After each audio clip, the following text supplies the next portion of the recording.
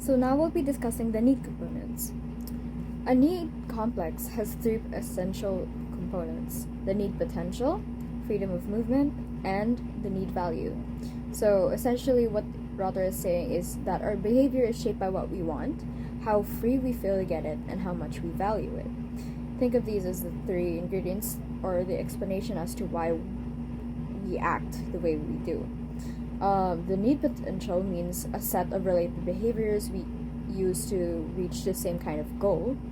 Freedom of movement is our overall belief that doing certain things will actually get us what we want, and need value is how much we care about that goal or reward. Let's say that three people are studying hard. One wants good grades for recognition, another for a scholarship, and another for personal satisfaction.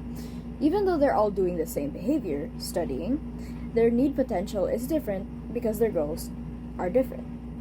Their freedom of movement depends on whether they believe studying will actually pay off, and their need value depends on how much they personally care about the reward. Now, unlike Skinner, who focused only on observable behavior and rewards, Rother adds the mental side of things. He says behavior also depends on our expectations and values, and not just what's been reinforced before. Now onto the general prediction formula. Rother explained through behavior through his formula, which is shown right now, with BP meaning behavior potential, E is for expectancy, and RV is for reinforcement value. This formula basically predicts how likely a person is to do something. Behavior potential depends on two things. One being expectancy, meaning how strongly you believe your action will get you a reward, and two, reinforcement value, how much you want that reward. So the higher your expectancy and reinforcement value, the more likely you are to do the behavior. For example, let's say that you're deciding whether or not to study for a quiz, and if you believe your expectancy that studying will help you pass, and you really care about getting a high grade, your reinforcement value, you'll most likely study. But if you think the teacher's tests are impossible no matter what, your expectancy drops, and so does your motivation. In Rother's book, he gave an example of a student named Lahuan.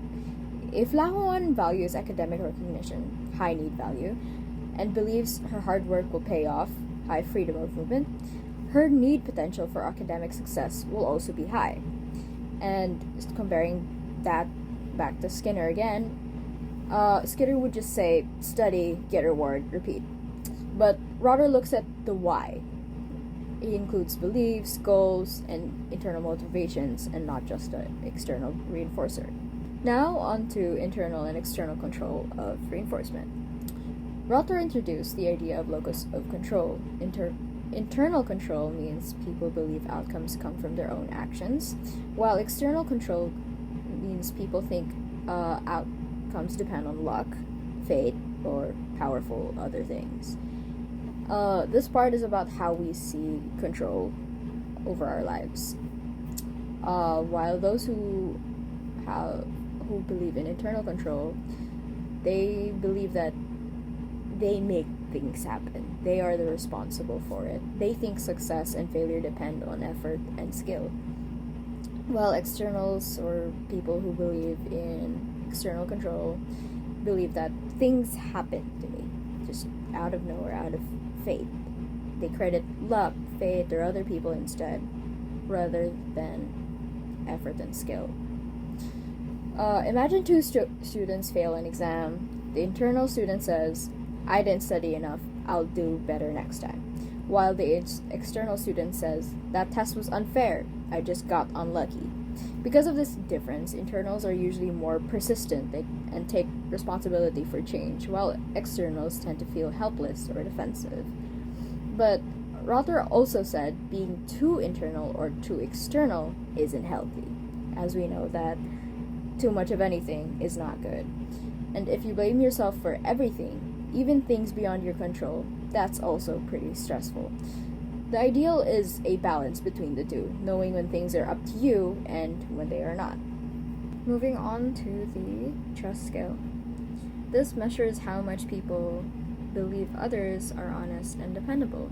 Having high trust means you're more open and cooperative in relationships, while low trust means that you are suspicious, defensive, and have difficulty forming close bonds.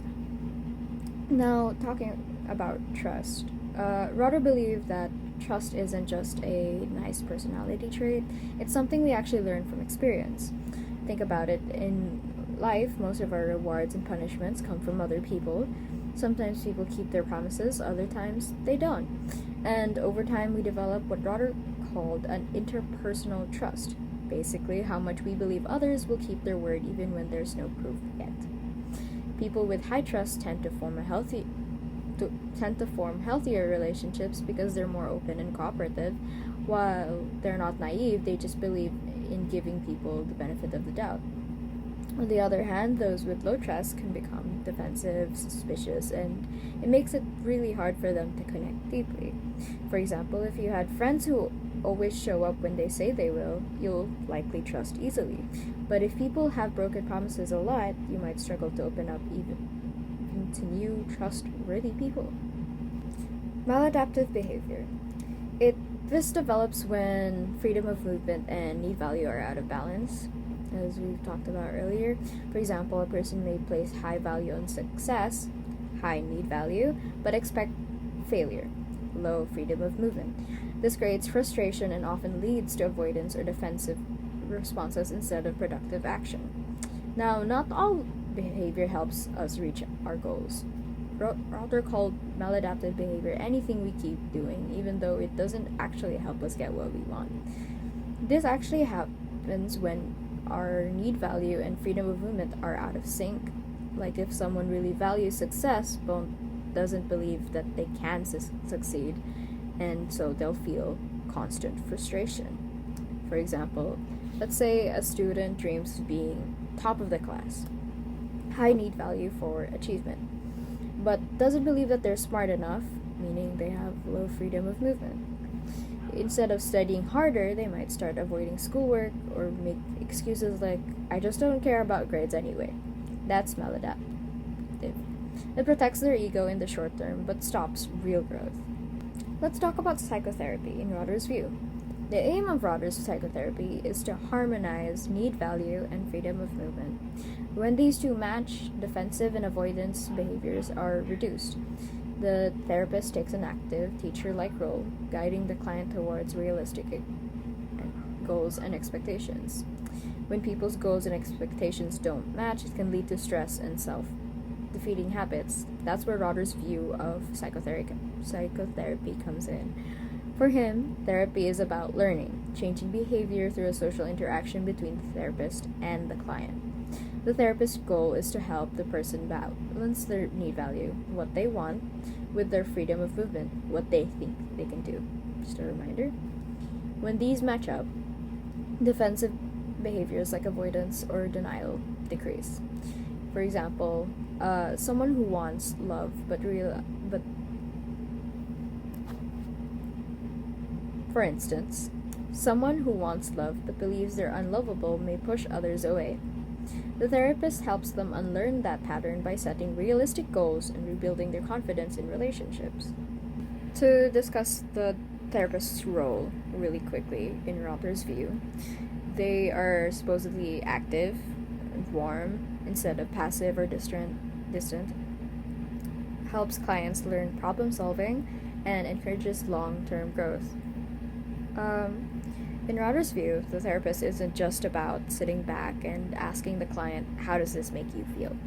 They're more hands-on. They're more active, like a teacher or a coach, and they guide clients to help them practice better ways of thinking and reinforce their progress in that manner. They also focus, again, on long-term growth, teaching people how to solve problems in life and not just one issue temporarily. On to psychotherapy in two basic ways. Rotter suggested two main strategies: changing the importance of goals, meaning helping clients reassess which goals are realistic, meaningful, or worth pursuing, and second, eliminating unrealistically low expectancies, meaning building confidence by showing clients that success is possible through small, achievable steps.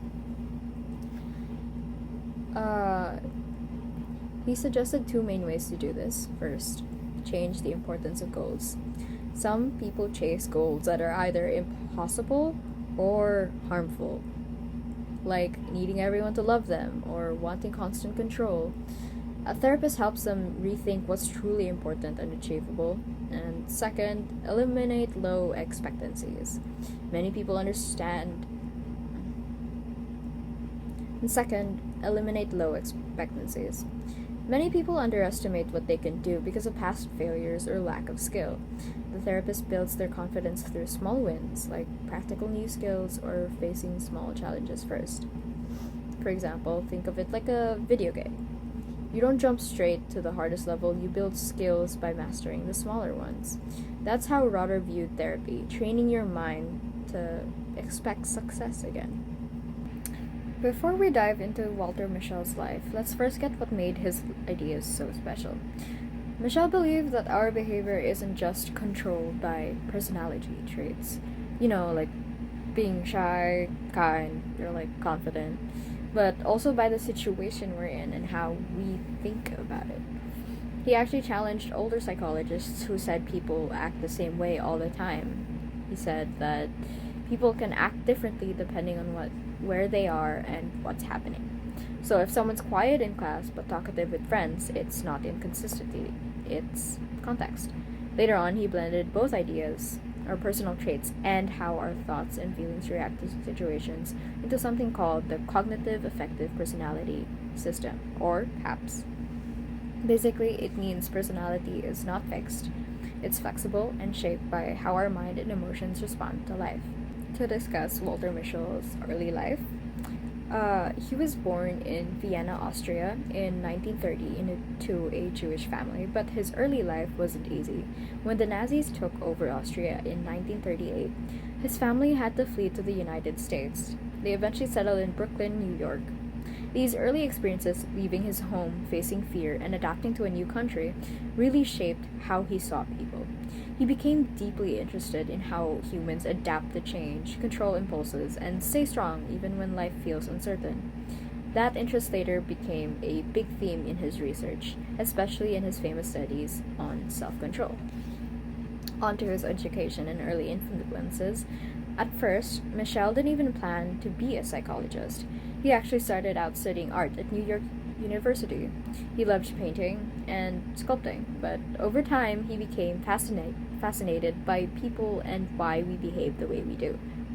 He went on to get his PhD in clinical psychology at Ohio State University in 1956. While studying there, he was mentored by Julian Rotter, who taught him that behavior is shaped by what we expect will happen and the rewards we think we'll get. Another big influence was George Kelly, who believed people build mental constructs, basically personal ways of understanding the world. These two mentors helped Mischel combine scientific research with real human thinking and emotion. As for his career and major contributions, Mischel taught at big universities like Stanford, Harvard, and Columbia. But what really made him famous was the marshmallow test. It's a simple study wherein kids were given the choice to eat one marshmallow now or to wait and get two later. It showed that kids who could wait, who had more self-control, often grew up to do better in school, in relationships, and even in their careers. He also shook the psychology world by challenging the idea that personality is fixed. Instead, he said that behavior changes based on both the person and the situation. In the end, Mischel believed people are just driven by traits.